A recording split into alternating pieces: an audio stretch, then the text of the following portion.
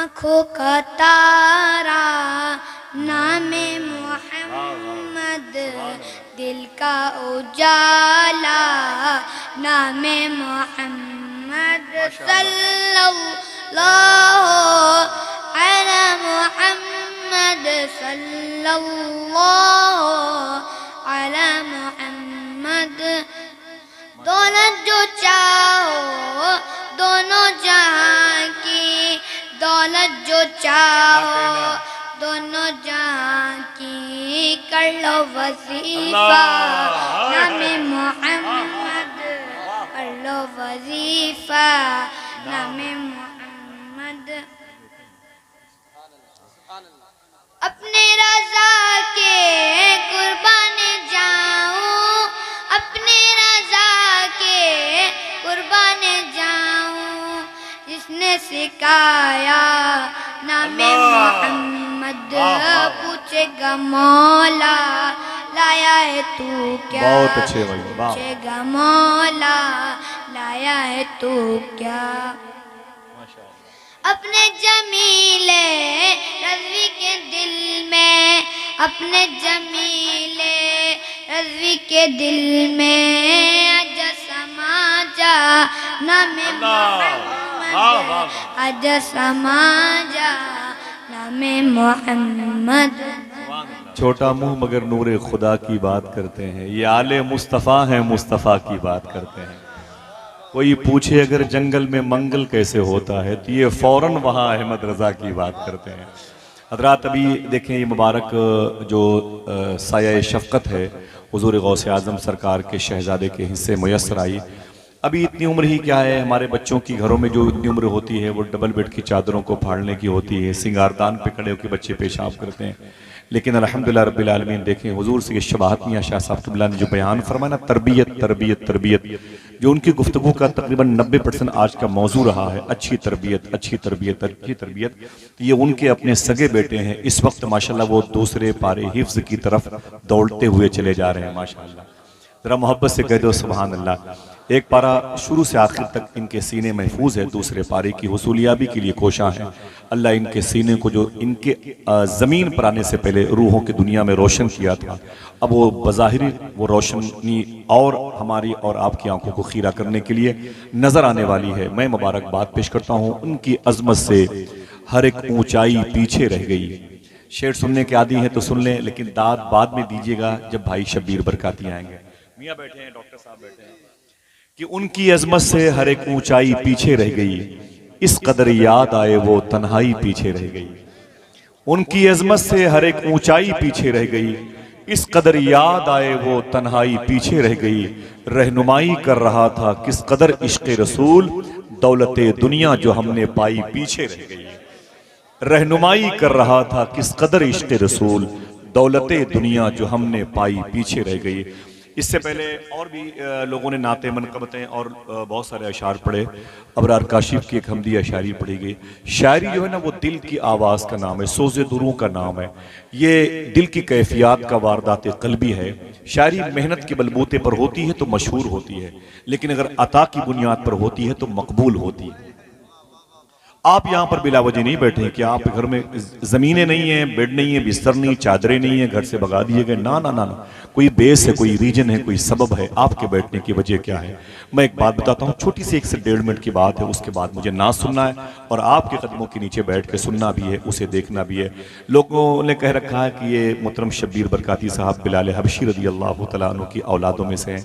नहीं, ये उनका अपना हुस्न ज़न है। वो तो इथोपिया की ज़मीन पर पैदा हुए थे और मदीने मुनव्वरा में हुजूर की गुलामी अख्तियार की, और ऐसा आशिक सादिक ज़मीन के जजीरे पे न देखा गया। और फिर मुल्क शाम के एक अजीम शहर जो वहाँ की राजधानी है, जिसे दमिश्क कहते हैं, वहाँ एक अजीम कब्रस्तान है जो बाबू सगीर कब्रस्तान है। उसी कब्रस्तान में अगर आप सुभान अल्लाह कहने का वादा करो, बता दूँ, इसी कब्रस्तान में मखदूमा सकीना और ज़ैनब आराम कर रही हैं।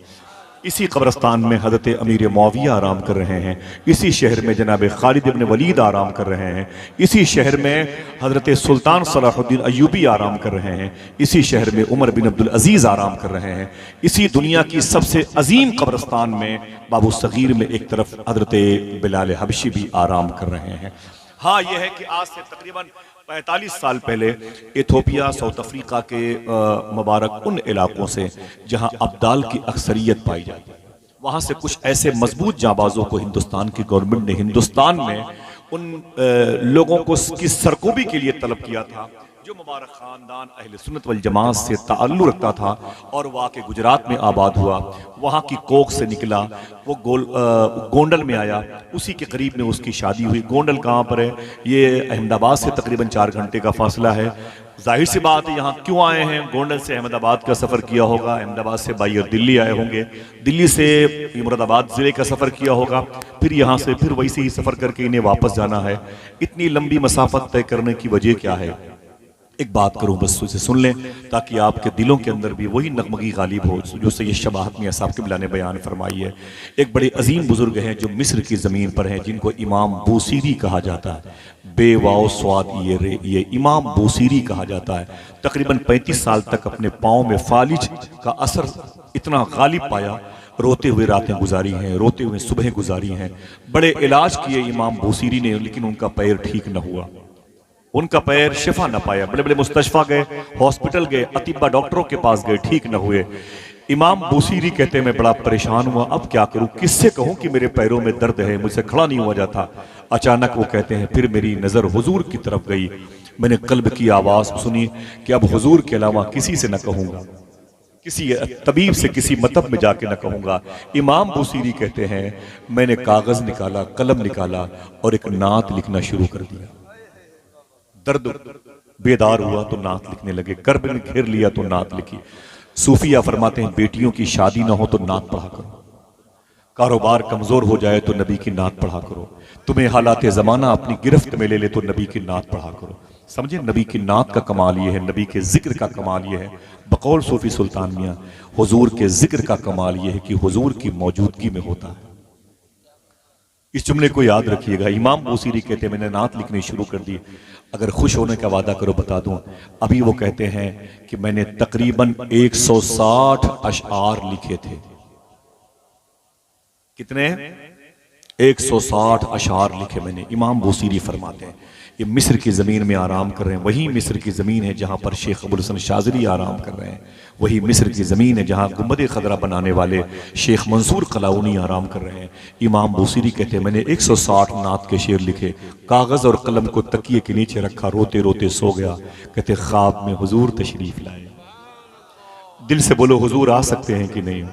ना ना ना ना ना, जिसका अकीदा है वही बोले हुजूर आ सकते हैं कि नहीं। बोलो बोलो आ सकते हैं कि नहीं। हमारा अकीदा है हुजूर आपकी आवाज को जानते हैं कि नहीं जानते। हाँ, हमारे एतकाद में तयक्कुन के साथ शामिल है। हम तो कहते हैं हुजूर हमें जानते। जो कहता है हुजूर ये नहीं जानते, हुजूर ये नहीं जानते, उससे बता दो कि हुजूर तेरे इस ना जानने को भी जानते। समझ में? हुजूर तेरे इस ना जानने को भी जानते। इमाम बूसीरी कहते मेरे ख्वाब में हुजूर आ गए। जब मेरे आका सल्लल्लाहु अलैहि वसल्लम आए तो मैं वही नात हुजूर के सामने पढ़ने लगा। मेरे आका ने क्या फरमाया? मैं रोने लगा, मेरी आंख से आंसू निकले, मैं चुप हुआ तो हुजूर ने क्या फरमाया? बूसीरी जो नात तुमने लिखी है मुझे भी सुनाओ। ये चंद आवाजें आई हैं, इन आवाजों को मजबूत करो। मुझे अच्छा लगता है, क्या हंगामा शायरी है वो, बड़ी दुनिया देखी गई। इमाम बूसीरी कहते मुझसे हुजूर ने कहा जो नात तुमने लिखी है मुझे भी सुनाओ। तो इमाम बूसीरी कहते फिर मैंने वो नात साहिब नात के सामने पढ़ना शुरू किया। अगर खुश होने का वादा करो बता दूं वो नात कौन सी है। कौन ऐसा शख्स है जिसको उस नात का शेर याद नहीं? मौला या सल्ली व सल्लिम दाइमन अबदा, अल्लाह अकबर अल्लाह अकबर।